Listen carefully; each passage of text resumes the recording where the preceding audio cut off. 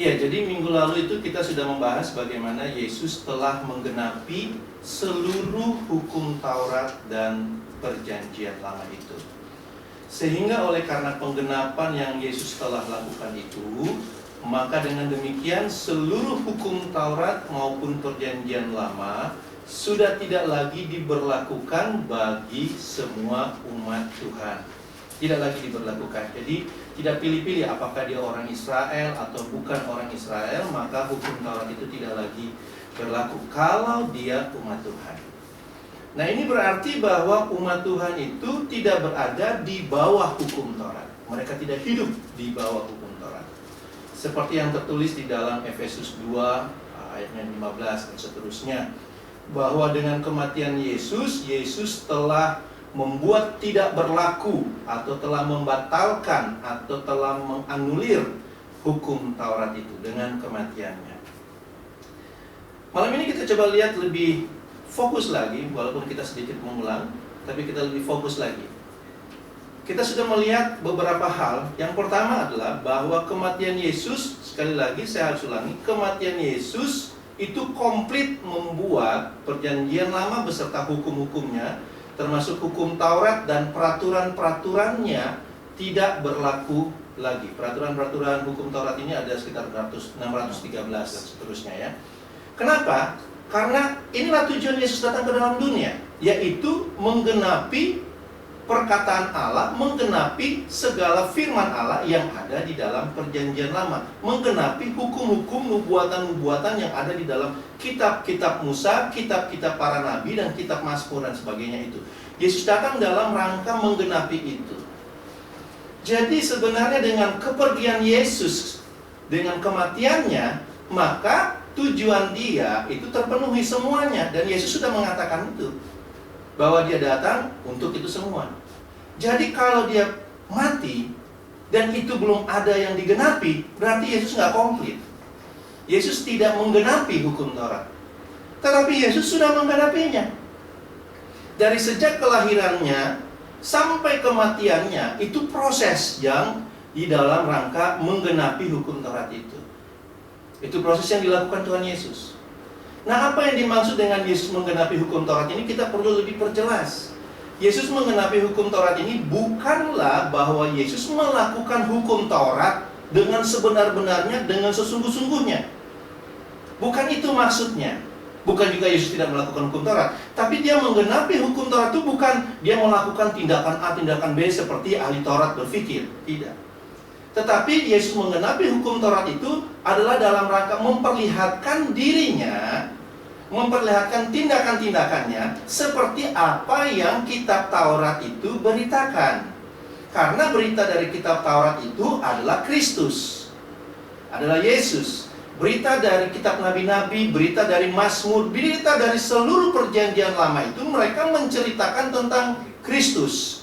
Atau pada zaman dahulu mereka bilang Mesias. Mereka menantikan Mesias yang akan datang. Hukum Taurat itu adalah gambaran akan Mesias itu. Bagaimana Mesias itu? Saya ambil contoh misalnya. Di dalam kitab Yesaya itu diberitakan bahwa akan telah lahir seorang anak. Seorang putra diberikan kepada kita. Lambang pemerintahan ada di atas bahunya. Namanya disebut orang penasihat ajaib, Allah perkasa, Bapa yang kekal, Raja damai. Itu nubuatan. Berita di dalam Yesaya. Nah, waktu Yesus datang, kita tahu bahwa nubuatan Yesaya ini adalah Yesus. Kedatangan Yesus ini bukan melakukan, tapi dengan datangnya dia menggenapi nubuatan yang Yesaya katakan. Nah, karena Yesus sudah menggenapi nubuatan itu, maka tentu saja kita tidak lagi berkata setelah Yesus datang, oh, baru lagi ada satu orang lagi lahir, ialah dia adalah penasihat ajaib. Kita nggak menanti lagi. Kenapa? Karena Yesus sudah datang dan menggenapinya. Itu yang dimaksud dengan menggenapi. Nah, karena Yesus sudah datang dan menggenapinya, maka nubuatan itu tidak lagi berlaku. Demikian juga dengan hukum Taurat. Jadi kehadiran Yesus, tindakan-tindakan Yesus ketika dia datang itu, semuanya itu memenuhi kriteria daripada apa yang digambarkan dalam hukum Taurat itu mengenai Mesias itu. Dan itulah penggenapan yang Yesus lakukan. Contohnya misalnya, mengenai di dalam hukum Taurat itu ada korban sembelihan. ada korban penebus dosa. Nah, kedatangan Yesus itu menggenapi korban sembelihan, korban penebusan dosa, persembahan A, persembahan B, hari raya A, hari raya B. Kenapa kedatangan Yesus itu menggenapi itu semua yang dikatakan di dalam hukum Taurat itu. Misalnya kita ambil dan sangat populer, misalnya tentang penebusan dosa. Dengan matinya Yesus, dialah yang menjadi korban penebus dosa kita. Tindakan-tindakan Yesus semua dalam dunia ini sebelum dia bangkit, semuanya itu dalam rangka menggenapi hukum Taurat. Tentu saja sebelum Yesus bangkit, maka seluruh umat Allah masih berada di dalam perjanjian lama. Hukum Taurat masih berlaku. Kenapa? Karena sebelum Yesus bangkit, belum ada perjanjian baru. Gitu ya. Sehingga karena belum ada perjanjian baru, maka perjanjian lama masih berlaku. Yesus pun hidup di dalam masa perjanjian lama dan masa hukum Taurat. Makanya ada beberapa tindakan Yesus yang mengikuti hukum Taurat itu. Maria dan Yusuf sangat populer, mereka membawa Yesus ke Yerusalem dan seterusnya, itu diserahkan dan sebagainya. Itu kita tahu cerita itu dalam rangka menggenapi, bagi Yesus menggenapi, tapi bagi Maria dan Yusuf itu dalam rangka melakukan hukum Taurat. Jadi masih ada perjalanan hukum Taurat di masa-masa Yesus. Sehingga berita yang Yesus katakan itu banyak juga yang berhubungan dengan hukum Taurat. Yesus bilang, kamu masih dalam hukum Taurat sekarang. Tetapi ketika Yesus mati, darahnya dicurahkan, darahnya ditumpahkan. Darah itu adalah pengesahan yang Allah lakukan untuk perjanjian baru. Ini yang dirayakan oleh gereja sebenarnya, organisasi-organisasi gereja yang mereka sebut dengan perjamuan kudus. Darah ini adalah darah perjanjian yang baru. Karena perjanjian itu harus disahkan dengan darah. Ini sudah digambarkan dalam perjanjian lama. Waktu Allah memberikan perjanjian yang lama itu disahkan dengan darah. Gambaran itu diberlakukan di dalam perjanjian baru. Disahkan perjanjian yang baru itu dengan darah Kristus.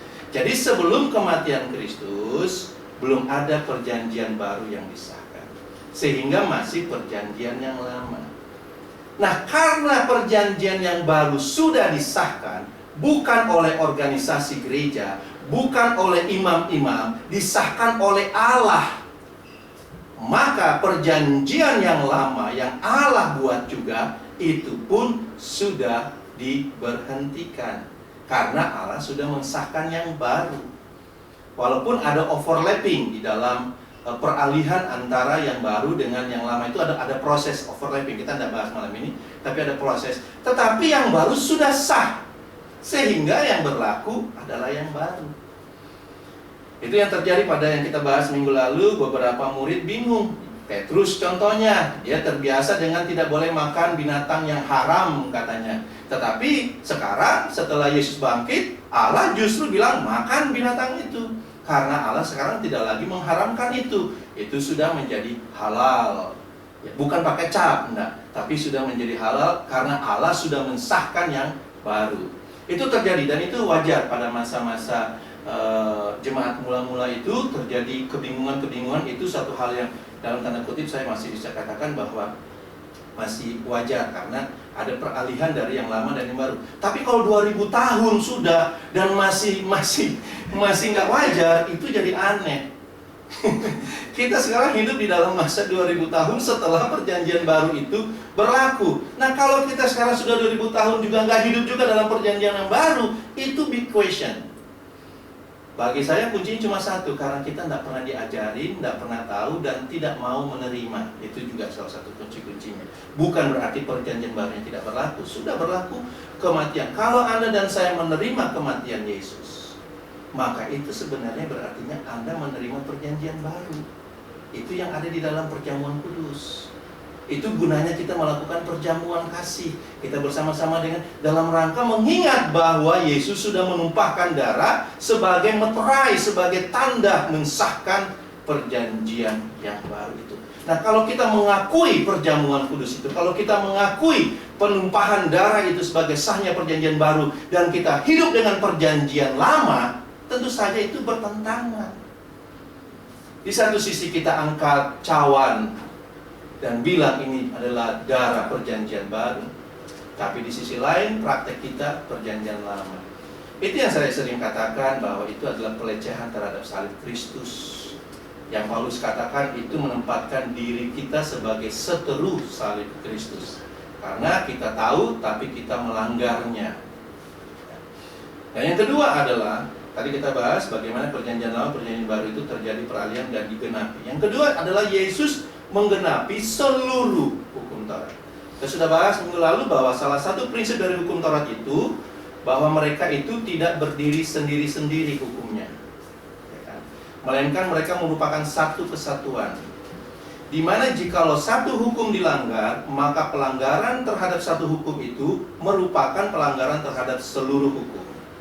Begitu pula sebaliknya, kalau Anda memberlakukan satu hukum dari hukum Taurat itu, maka itu berarti Anda memberlakukan atau menempatkan diri Anda di bawah keseluruhan hukum itu.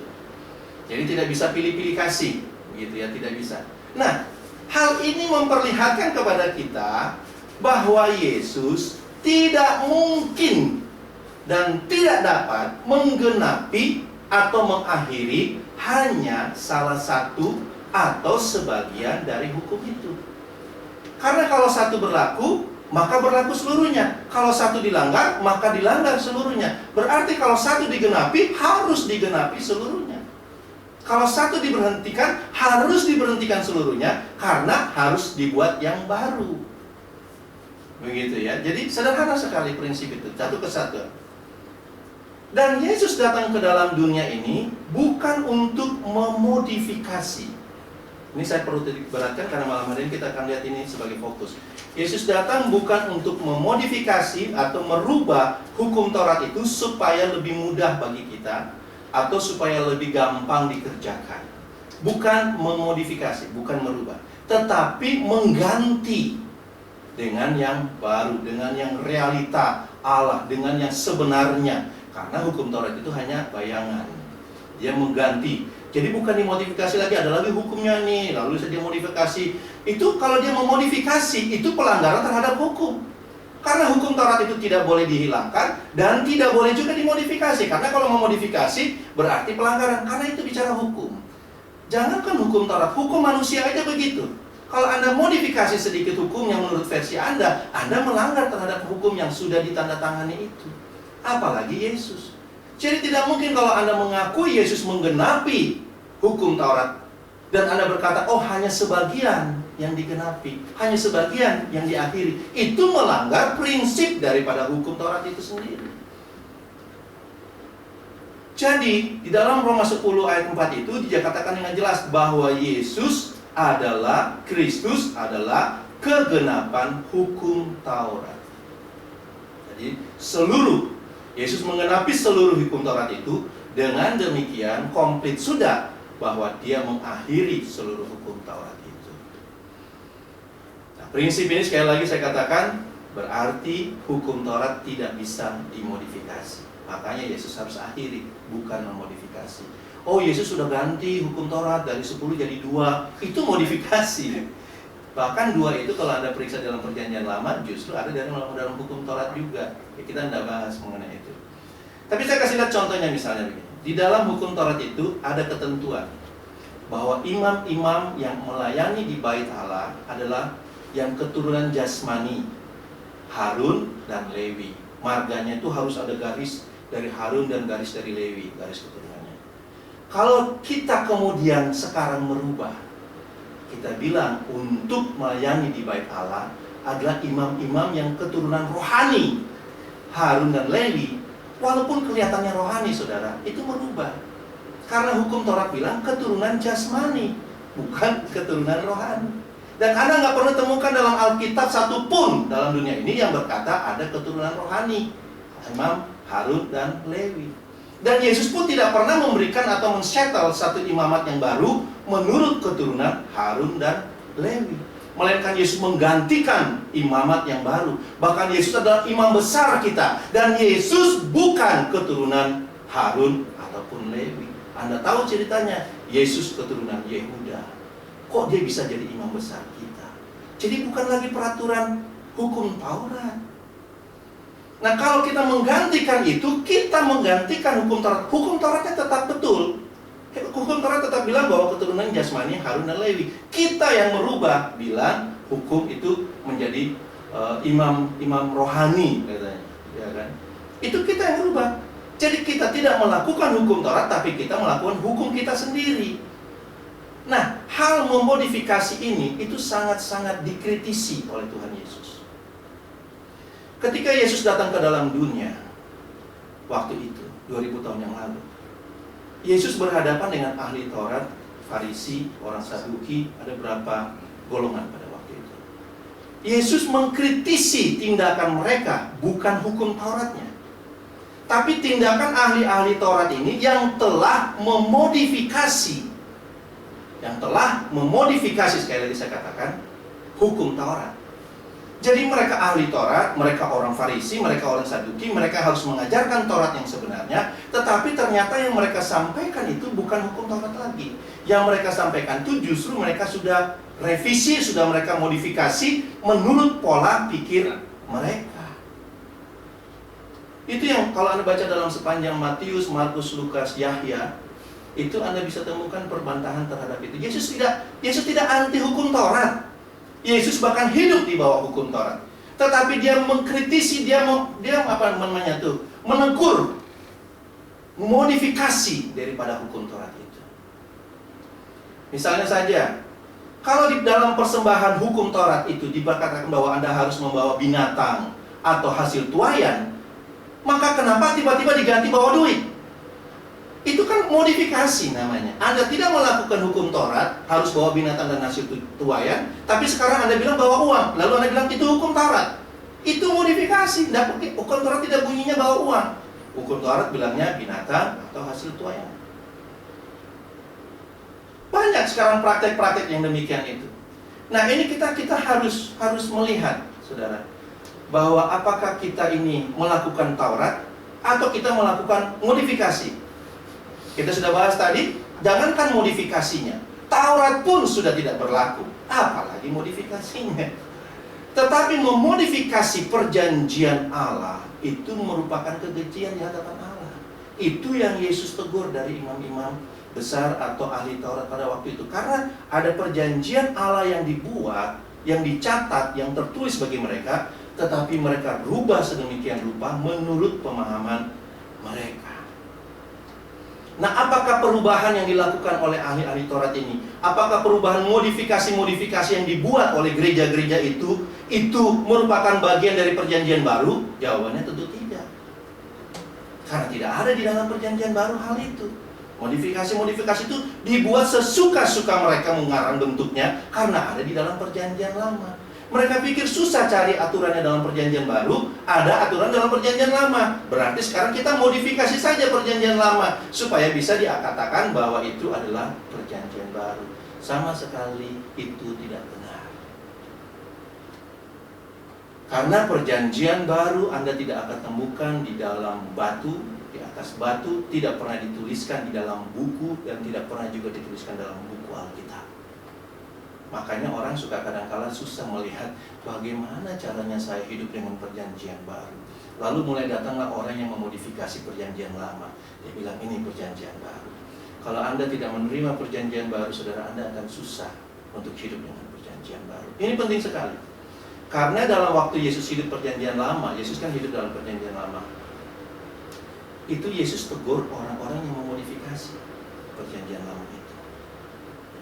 Yesus mengkritisi itu. Di dalam, misalnya dalam Matius 12, itu ada soal murid-murid Yesus mengambil bulir-bulir gandum pada hari Sabat. Orang-orang itu bilang nggak boleh menurut hukum Taurat. Jadi menurut mereka, pemahaman hukum Taurat mereka melarang itu. Sementara Yesus yang adalah penggenapan hukum Taurat tahu betul apa isi hukum Taurat. Ketika Yesus menyembuhkan pada hari Sabat, mereka bilang nggak boleh.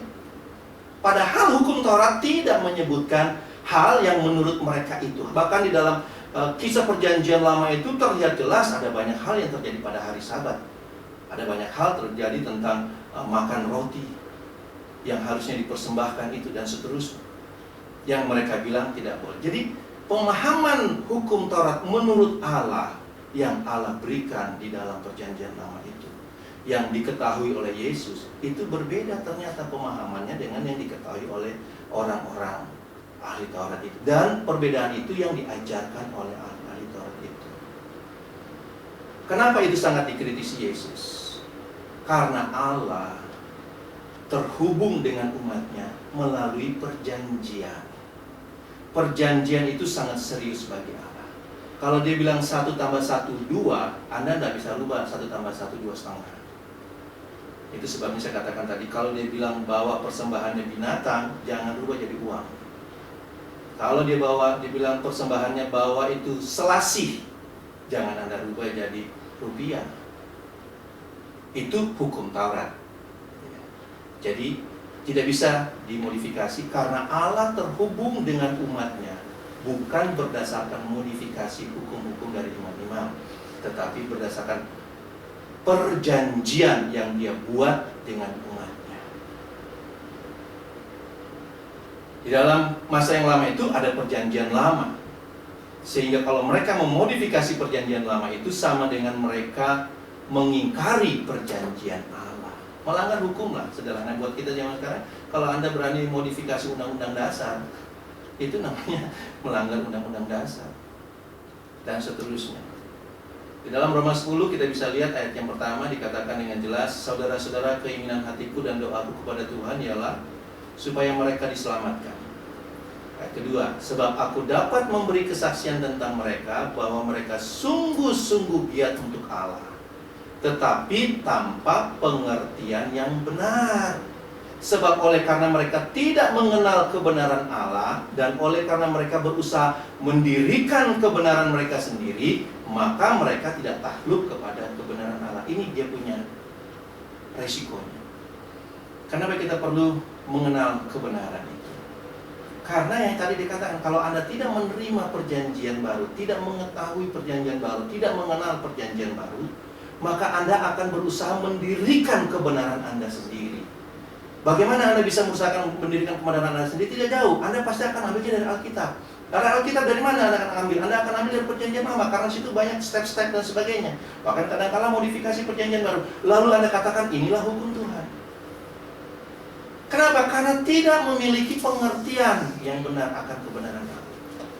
Dan karena Anda mendirikan kebenaran Anda sendiri itu, atau karena Anda mengikuti kebenaran dari orang lain yang mengajarkan pada Anda adalah kebenaran mereka sendiri, maka Anda akan diikuti dengan langkah yang berikutnya, yaitu tidak takluk kepada kebenaran Allah.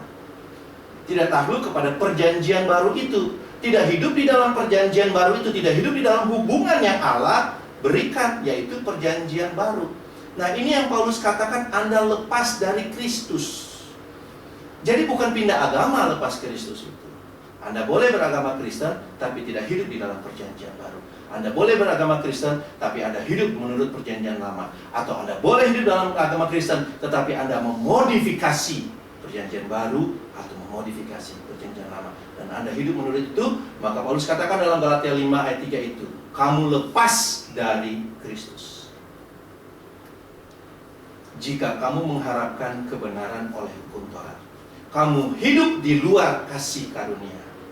Kenapa? Karena kasih karunia itu perjanjian baru. Allah membuat suatu perjanjian baru yang saya katakan kemarin itu dalam satu lingkaran yang disebut dengan kasih karunia. Kalau Anda hidup di dalam lingkaran itu, Anda hidup dalam kasih karunia. Tapi kalau lingkaran itu Anda ada di luarnya dengan modifikasi perjanjian baru atau dengan hidup perjanjian lama, Anda hidup di luar kasih karunia itu. Makanya kita sudah ambil contoh dalam 1 Korintus itu, banyak orang yang melakukan perjamuan kasih itu, tetapi tidak sedikit yang mati. Karena mereka justru menginjak-injak perjanjian itu. Mereka tidak mengerti arti perjamuan kudus. Perjamuan kudus itu bukan untuk Anda sembuh, bukan supaya Anda punya sakit hilang. Perjamuan kudus itu adalah bagaimana kita mengingat kita hidup di dalam perjanjian yang baru, bahwa cawan yang kuangkat ini tanda pengesahan perjanjian baru, dan saya terlibat di dalam perjanjian baru itu. Tetapi kalau Anda tidak tahu perjanjian baru, itu jadi masalah, kan, saudara. Namun terutama yang sekarang kita harus lihat adalah bagaimana Anda memahami bahwa perjanjian lama sudah selesai. Perjanjian lama sudah selesai. Tindakan yang kedua yang sangat drastis, yang banyak orang tidak sadari, dan mereka pikir mereka hidup menurut Allah, adalah memodifikasi hukum-hukum Allah yang ada di perjanjian lama itu, dan mengatakan bahwa itu adalah hukum Allah yang sekarang berlaku. Itu tindakan-tindakan yang tidak sangat, saya harus katakan, tindakan penyesatan sebenarnya. Orang-orang yang memodifikasi hukum Taurat, orang-orang yang memodifikasikan perjanjian baru yang dikritisi sedemikian rupa oleh Tuhan. Kenapa? Karena mereka tidak mengajarkan perjanjian baru. Mereka tidak membiarkan umat Allah hidup di dalam perjanjian baru.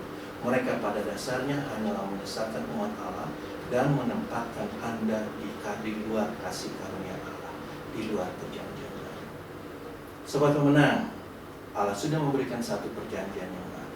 Kalau Anda hidup di dalam perjanjian yang baru, Anda betul-betul akan melihat Allah sesuai dengan apa yang diperlihatkannya kepada Anda. Janji-janjinya, berkat-berkatnya, Anda hanya bisa temukan dalam perjanjian baru. Kalau Anda cari di luar perjanjian baru itu, tidak heran engkau akan tetap mencari dan tidak menemukannya. Engkau bahkan akan menyangkal Allah karena engkau tidak menemukannya. Sementara berkat-berkat itu hanya ada di seputaran perjanjian baru atau kasih